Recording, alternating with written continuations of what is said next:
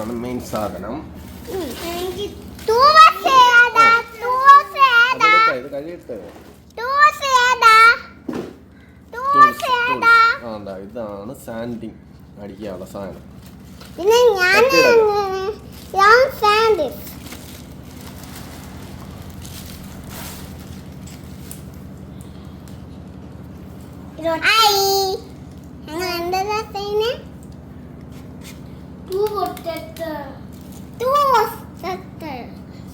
പിന്നെ ഞങ്ങൾ ഏതാണ് എടുക്കുന്നത്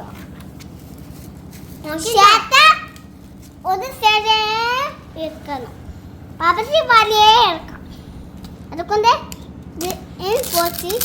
വേറെ കീറണ പേപ്പർ നമ്മൾ ഈ ഹോള് കറക്റ്റ് ആക്കി വെച്ചു കൊടുത്താൽ മാത്രം മതി. ഓക്കെ, അതാണ് പേപ്പറാണ് നിൽക്കുന്നത്.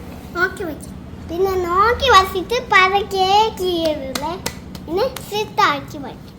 പിന്നെ കറക്റ്റായി പാപ്പച്ചി അതെന്തത് ഇത്രയേ ഉള്ളൂ.